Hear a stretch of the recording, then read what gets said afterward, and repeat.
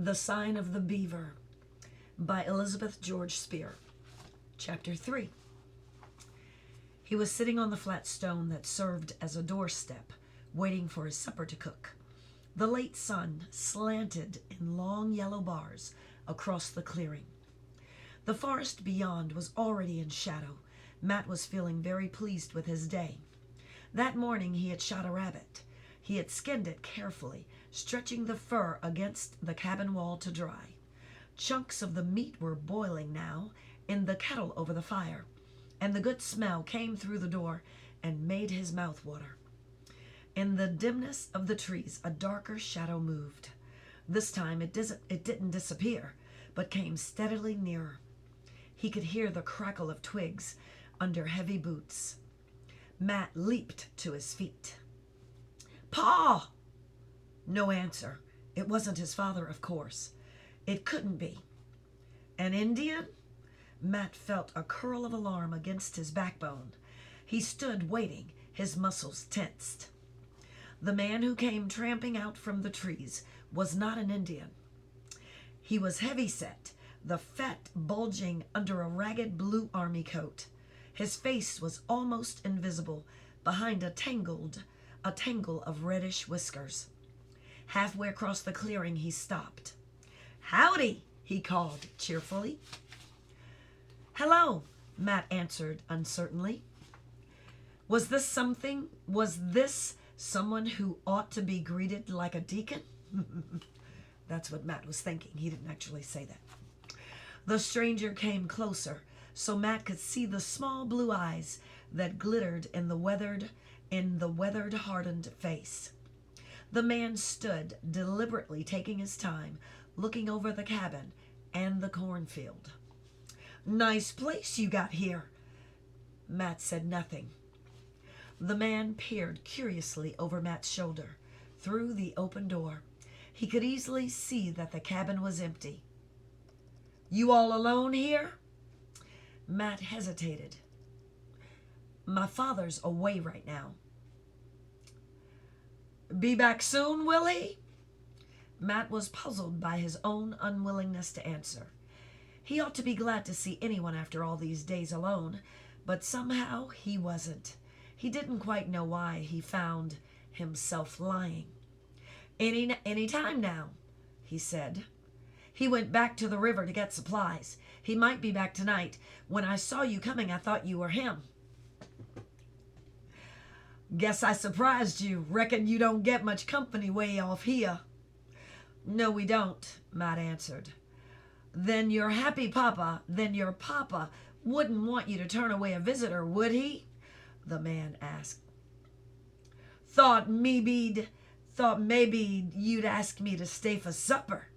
I got a whiff of it half a mile off." Matt remembered his manners. The man's easy grin was beginning to wipe away some of his doubts. "Of course," he said. "Come in, sir." The man snorted. "Ben's the name. You may have heard of me in the river town." "We didn't stay in the town very long," Matt answered. He hurried now to light a candle. The stranger stood inside the door, taking in every inch of the small room. "Your papa knows how to build a good, tight house," he said. "You reckon on staying here for good?" "It's our land," Matt told him. In the candlelight, the room looked snug and homey, something to be proud of, showing off to a stranger. "My mother and sister will be coming soon." "More folks coming all the time," the man said. Time was you could tramp for a month and never see a chimney. Now the town is spreading like from the river every which way." His eyes fell on the rifle hanging over the door. He let out a slow, admiring whistle and walked over to run his hand along the stock. "Mighty fine piece," he said. "Worth a passel of a beaver." "My father wouldn't sell it," Matt said shortly. He was busying himself now to make the stranger welcome. He scooped out a good measure of flour, stirred in some water, patted the dough out on a clean ash board, and dropped it up in front of the fire to bake. He laid out the 2 bowls on the table and the 2 pewter spoons.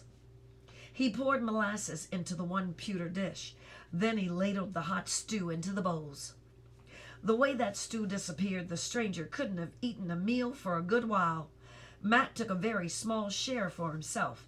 He pulled back his hand and watched the man snatch the last bit of corn cake, sopping up the last of the molasses with it. Finally, Ben pushed back his stool and drew the back of his hand across his beard. That was a mighty tasty, son. Mighty tasty. You wouldn't have a mite of tobacco now, would you? I'm sorry, Matt said. My father doesn't have any. Pity. Can't be helped, I suppose.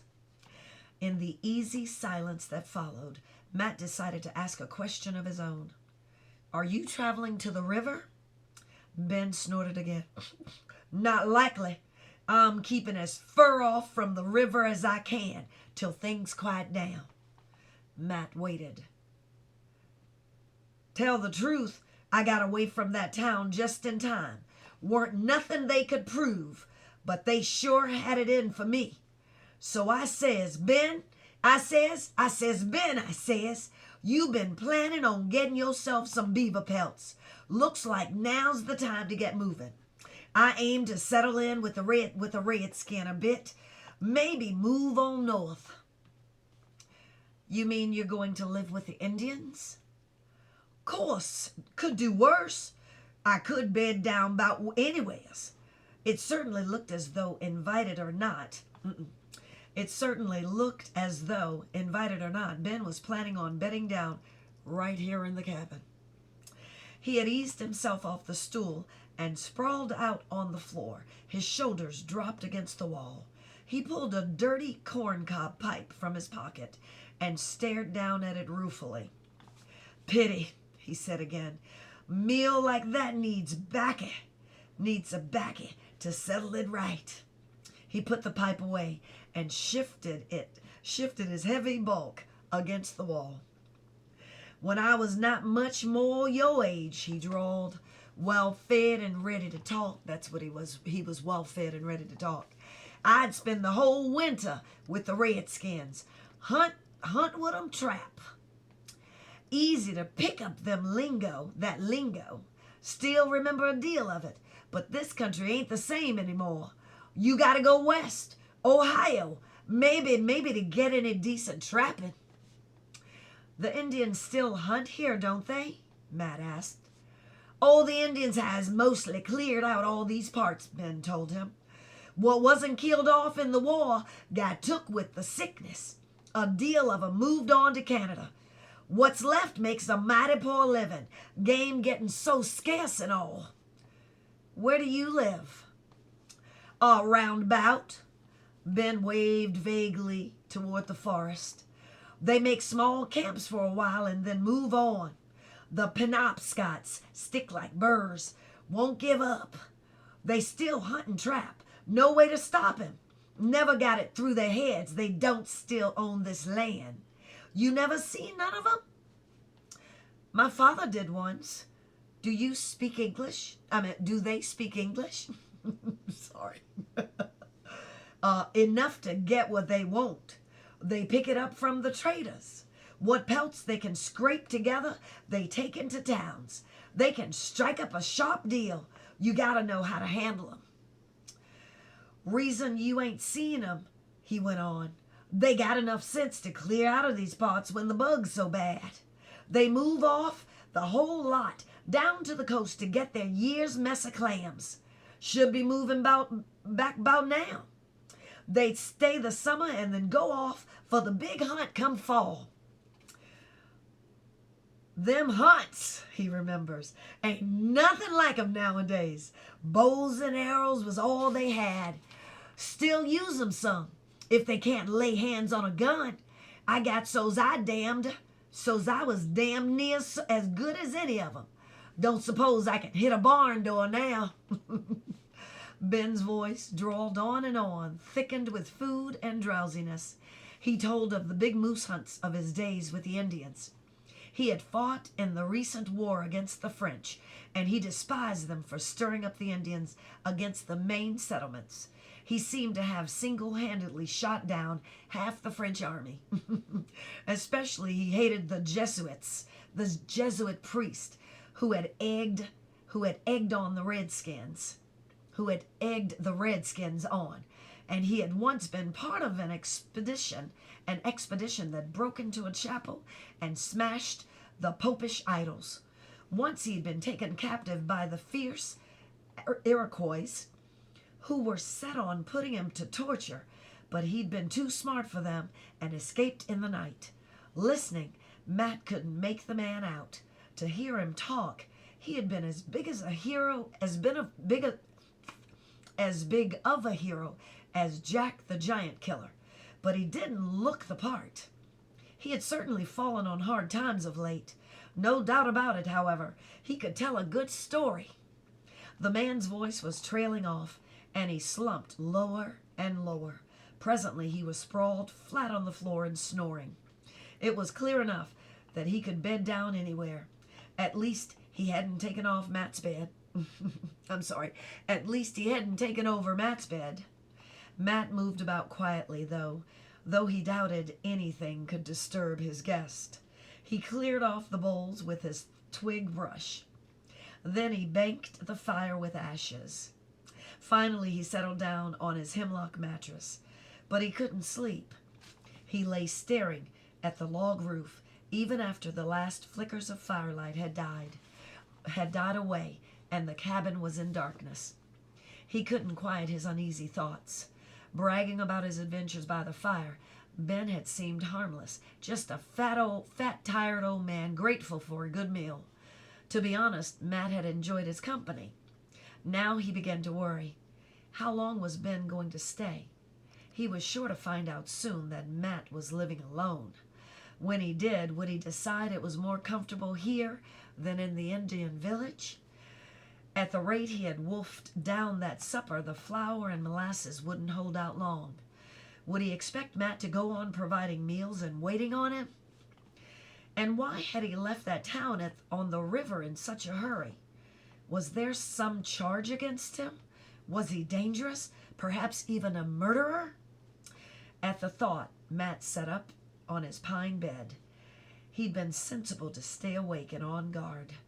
He'd half a mind to fetch down his father's rifle and keep it near at hand. Then he felt ashamed. What would his father say about begrudging a stranger a meal and a night's rest? All the same, he was determined not to shut his eyes that night. He kept them open for a long time, but suddenly he jerked out of his deep sleep, and saw that daylight was streaming across the cabin floor. The cabin door was open, and the man was gone. Perhaps he had only stepped outside. Matt stumbled to the door. No sign of the stranger. Relief flooded over him. All that worrying, and the man had never intended to stay. Perhaps he had actually believed the lie that his father was returning that day. Then once again Matt felt ashamed. He must have made it only too plain that Ben wasn't welcome. Would Paul say he had done wrong? Still, it was too early to be sure. At any moment, Ben might appear, hungry for breakfast. He had better stir up some fresh corn cake. It was then that he noticed his father's rifle was not hanging over the door. In a panic, he searched the cabin, his own bed, the corner shelves under the table, and the stools. He rushed back to the door, and on the edge of the forest. It was no use. No way of telling which way the man had taken or how long he'd been on his way while Matt slept. Ben was gone, and so was the rifle. He should have kept it in his hands, as his hunch had warned him. He could see now that the man had had his mind set on that gun from the moment he laid eyes on it. But even if Matt had had it in his hands, he could have held out against those... Wait. But even if Matt had had it in his hands, could he have held out against those burly arms? And to keep his gun, could he actually have shot a man even a criminal? It was only later, when his rage began to die down, that he felt a prickle of fear. Now he had no protection and no way to get meat. Sick with anger, he sat staring at his row of notched sticks. It would be a month at least before his father returned. A month of nothing but fish. And what would his father say? The end of chapter 3.